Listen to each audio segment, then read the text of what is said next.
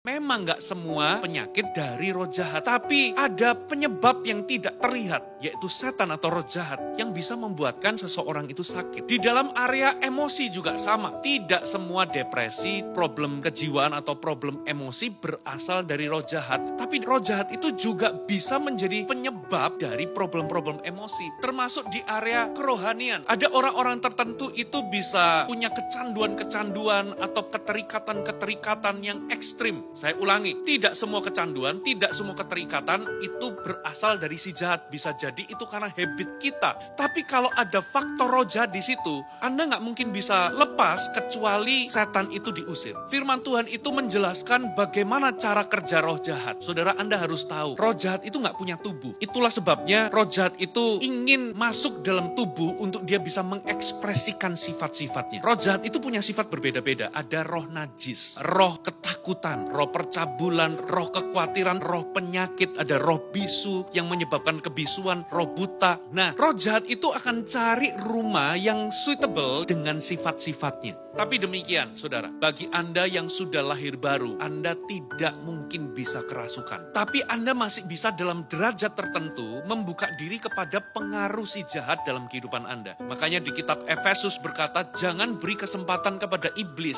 Don't give place, jangan memberikan pijakan, jangan membuka celah. Nah, kalau kita buka celah, roh jahat bisa punya pengaruh dalam kehidupan kita. Nah, coba cek, apakah ada tanda-tanda pekerjaan roh jahat dalam kehidupan Anda? Bisa jadi ada ikatan emosi negatif yang ekstrim, ada ketakutan berlebihan, tertekan yang berlebihan, kebencian yang berlebihan. Itu semua bisa jadi disebabkan oleh roh jahat. Saya ulangi sekali lagi ya, tidak semua emosi-emosi negatif itu berasal dari roh jahat, tapi kalau ada keterlibatan roh jahat, biasanya itu ekstrim, susah dikendalikan, dan memperbudak seseorang. Nah, coba cek. Yang kedua, saudara, Anda bisa merasakan ada hambatan di dalam pertumbuhan rohani. Orang itu jadi bisa kehilangan minat sama hal-hal rohani. Susah untuk bisa konsentrasi kalau mendengarkan firman atau membaca firman. Lalu semacam ada penolakan di dalam. Semacam kayak ada pikiran-pikiran yang menentang firman ketika kita membaca atau mendengarkan firman. Dan kalau itu dari roh jahat, itu seperti ada kekuatan yang lain yang membuat Anda sepertinya nggak mungkin bisa mengalami terobosan. Lagi-lagi ya, tidak semuanya berasal dari roh jahat. Bisa jadi diri Anda yang malas. Lalu beberapa tanda yang lain adalah saudara mengalami semacam perjumpaan-perjumpaan atau pengalaman supranatural. Seperti mimpi yang berkaitan dengan roh-roh jahat. Anda bisa merasakan atau bahkan melihat roh jahat. Kalau Anda sering mengalami ini, bisa jadi ada keterlibatan roh jahat. Atau ada tindakan-tindakan yang tidak terkontrol. Anda menjadi punya perangai yang sangat kasar, mudah marah, nggak bisa dikendalikan. Atau bisa jadi ada tanda-tanda kebiasaan buruk yang susah dilepaskan. Kebiasaan-kebiasaan ini sepertinya melekat. Coba cek tanda-tanda ini. Nah, bagaimana roh jahat itu bisa menguasai seseorang sekarang pertanyaannya. Coba kita baca ayat 43. Apabila roh jahat itu keluar dari manusia, ia pun mengembara ke tempat-tempat yang tandus mencari perhentian, tetapi ia tidak mendapatkannya. Lalu ia berkata, aku akan kembali ke rumah yang telah kutinggalkan itu. Maka pergilah ia dan mendapati rumah itu kosong, bersih tersapu, dan rapi teratur.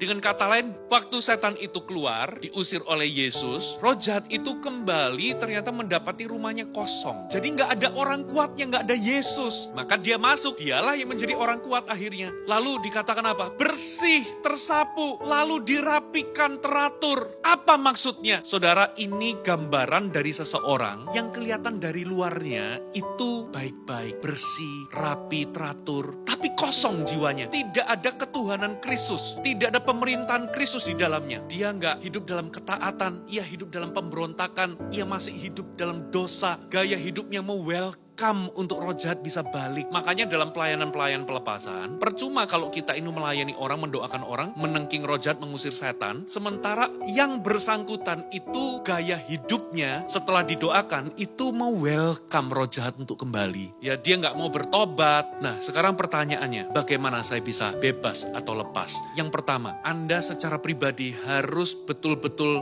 menginginkan dan memutuskan untuk menolak atau mengusir roh jahat itu dalam hidup hidup Anda. Beda cerita dengan orang yang belum percaya kepada Kristus. Tapi kalau Anda sudah orang Kristen, Anda perlu dengan sengaja untuk Anda menolak, saudara. Yang Anda harus lakukan adalah Anda pertama-tama akui dosa Anda. Entahkah itu perjabulan, perzinahan, sikap tidak mau mengampuni, kebencian, apapun. Akui itu di hadapan Tuhan, lalu ampuni orang-orang yang bersalah kepada Anda. Kalau Anda nggak bisa mengampuni, itu penghalang. Makanya setan bisa punya legal standing untuk dia bisa beroperasi dalam kehidupan Anda. Kalau Anda sudah mengakui dosa, lalu Anda sudah mengampuni orang yang bersalah kepada saudara, Anda bereskan hati Anda. Yang perlu Anda lakukan sekarang adalah Anda ambil otoritas. Anda dengan sengaja menolak dan mengusir roh jahat itu dalam kehidupan Anda. Lakukan itu dengan iman. Anda bisa melakukannya. Apa dasarnya? Dasar dari pelepasan kita atau kita mengusir setan itu adalah kemenangan Yesus di atas kayu salib. Alkitab katakan, Kolose pasal yang kedua, semua dakwaan atau tuntutan semua sudah dibatalkan ketika Yesus sudah dipaku di atas kayu salib. Demikian di dalam kemenangannya dia melucuti pemerintah-pemerintah. Dengan kata lain dia melucuti si jahat. Lalu dipertontonkan di dalam kemenangannya. Jadi dasar kita, fondasi kita adalah kemenangan Kristus. Jangan takut saudara. Jangan ragu-ragu. Anda punya otoritas. Anda punya wewenang.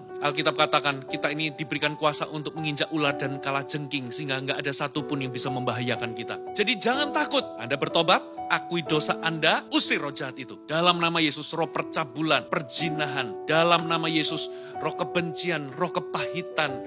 Dalam nama Yesus keluar, aku perintahkan keluar, penyakit keluar. Saudara, jangan takut. Lalu hal yang kedua yang perlu Anda lakukan, Anda perlu menyingkirkan semua media-media, khususnya apabila Anda terlibat dalam praktek-praktek okultisme. Singkirkan semua media yang itu bisa menjadi pintu untuk diri Anda, hancurkan atau binasakan. Yang ketiga, kalau Anda pernah melakukan ikatan atau perjanjian dengan si jahat, Anda perlu memutuskan atau mematahkan itu. Lagi-lagi sumber kita apa? Kemenangan Kristus di atas kayu salib. Nah, ketika Anda berdoa, nggak selalu muncul manifestasi, tapi bisa juga ada manifestasi, kayak mau muntah, mungkin nggak muntah sungguhan, tapi seperti kayak mau muntah. Ya kalau memang ada manifestasi itu, nggak apa-apa Anda open aja, yang penting Anda berdoa dengan iman. Selanjutnya, Anda hiduplah di dalam pertobatan, hiduplah dalam iman, isi dengan firman, masuklah dalam komunitas. Mulai hari ini fokuskan hati dan pikiran Anda kepada firman dan kepada Tuhan. Jangan fokus pada perasaan. Ada beberapa orang itu padahal sudah berdoa, sudah didoakan, sudah lepas sebetulnya, tapi hati dan pikirannya masih kepada perasaannya. Jadi dikit-dikit dia masih merasa, oh setannya bisa begini, begitu. Lalu dia menjadi lebih sadar akan roh jahat daripada Tuhan. No. Jangan hidup dalam perasaan. Kalau Anda sudah berdoa dalam nama Yesus, Anda sudah bereskan. Sekarang bertumbuhlah secara rohani. Berjalanlah dalam kemerdekaan yang Kristus sudah berikan. Dengan cara ini Anda bisa bebas. Dan ini janji yang Tuhan berikan kepada Anda. Amin saudara.